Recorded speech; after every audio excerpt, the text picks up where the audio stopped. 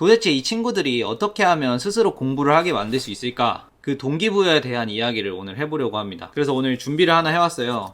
이 편지를 준비해 왔는데, 너의 능력을 증명했다고 생각해. 여기에서 중요한 건 바로 도전적 과제예요.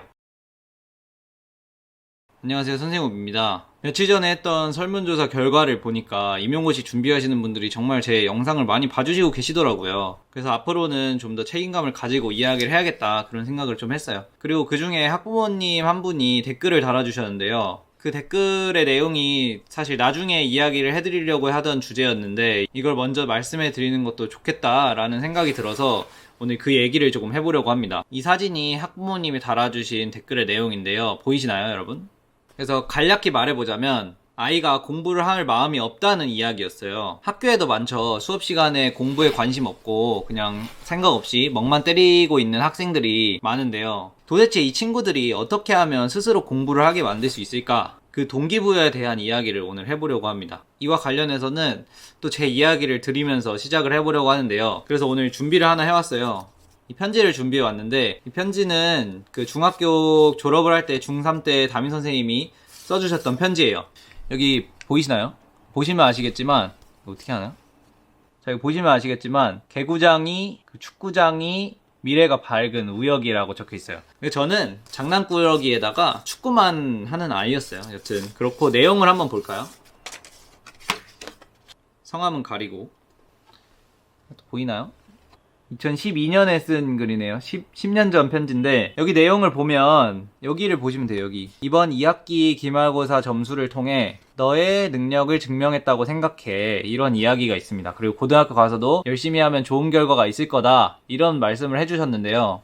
저 때는 중3 2학기 기말고사가 아예 내신에 들어가지 않는 시험이었어요. 그 중3 마지막 시험은 애들 다 공부 안 하고 선생님들도 포기하고 애들 놀게 하고, 그리고 시험 직전에 막 시험에 나올 것들을 찝어주던 그런 시험이었어요. 근데 이유는 제가 생각이 안 나는데 갑자기 그 시험에 삘이 꽂힌 거예요. 어차피 선생님들이 다 알려주니까 이것만 외워볼까? 이런 생각이 들었던 거죠. 그래서 뭔가 할 수 있겠다라는 생각이 들어서 가벼운 마음으로 도전을 합니다. 그래서 막 외웠어요. 선생님이 찍어주시는 거. 그래서 그 시험에서 국영수사가 평균 90점을 맞아요. 이게 뭐 그렇게 대단한 건 아니지만 맨날 5, 60점의 점수 평균을 가졌던 저는 엄청 놀라운 점수였어요. 정확히 기억해요. 평균 90점. 그래서 이건 진짜 공부법도 모르고 그냥 똥멍청이였는데, 문제를 다 알려주니까 맞을 수밖에 없었던 그런 성적이었어요. 그래서 그 90점을 맞으니까 고등학교에 가서도 살짝 나 한 번 더 해볼까? 이런 생각이 조금 들었던 거죠. 그래서 아예 없었던 공부에 대한 동기가 조금씩 살아나기 시작했습니다. 이러고 똥멍청이였던 우비는 고등학교 가서 스스로 공부를 하게 됐고, 그래서 바로 전교권으로 들어갔어요. 그 당시에 똥멍청이 우비는 왜 스스로 공부를 하기 시작했을까요? 이건 바로 성공 경험 때문인데요. 간만에 제 전공으로 돌아와서 교육자로서 이야기를 해볼게요. 저기 교육심리라는 연구 분야에는 학습 동기와 관련된 이론들이 많이 있는데요. 이 이론들에서는 자기 효능감이라는 단어가 나오는데요. 자기 효능감을 쉽게 말해보자면 스스로 과제를 해낼 수 있다, 이렇게 생각하는 생각, 믿음이에요. 그러니까 이 자기 효능감이 높으면 나는 해낼 수 있다 라는 생각이 강하니까 과제가 닥쳐오면, 난관이 닥쳐오면 해결하려고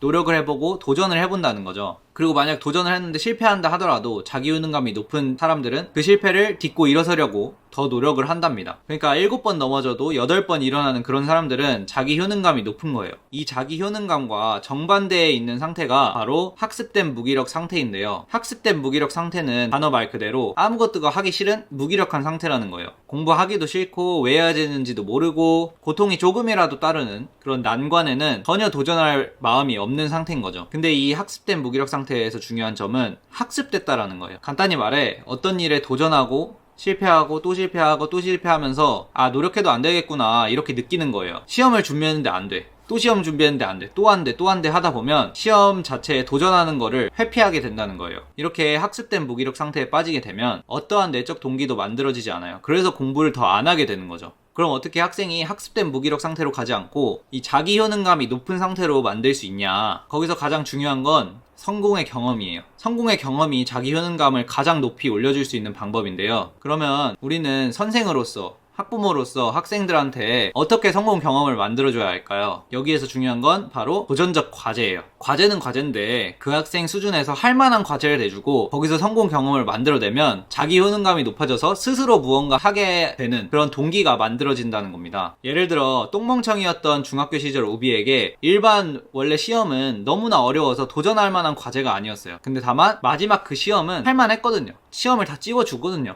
그런 도전할 만한 과제를 제공하고 거기서 뭔가 성공 경험이 만들어졌을 때 자기 효능감이 올라가면서 내적 동기가 만들어진다는 거예요. 자, 그러면 우리는 도전적 과제를 제공을 해야 되는데 도전적 과제를 제공할 때 또 중요한 게 학생의 상태를 객관적으로 판단하는 거예요. 학생이 지금 겨름마 단계의 상태인지 아니면 달리기까지 할 수 있는 상태인지 이런 학생 개개인의 수준을 객관적으로 판단을 해야 돼요. 상당히 복잡한 요소들이 얽혀 있을 거예요. 그래도 그 상태를 객관적으로 판단을 하고 그 상태에 알맞은 할 만한 도전적 과제를 제공을 해야 돼요. 뭐 걸음마도 못하는 애한테 뛰라고 계속 과제만 내주면 그 애는 계속 좌절만 하다가 학습된 무기력 상태에 빠질 수가 있어요. 근데 걸음마 한 번 한 아이한테 2발자국 해봐, 3발자국 해봐 이렇게 할 만한 과제들을 내주다 보면 그게 아이 입장에서는 성공 경험으로 느껴지게 되는 거죠. 그러면 자기 효능감이 올라가고 그러면 내적 동기를 발현시킬 수 있는 그런 사람이 될 수 있다. 이런 이야기입니다. 그리고 이 도전적 과제에 대해서 성공 경험을 했을 때 우리는 그 성공 경험에 대해서 자극이 더 세게 가도록 칭찬과 적절한 보상 그리고 구체적인 피드백을 해줘야 됩니다.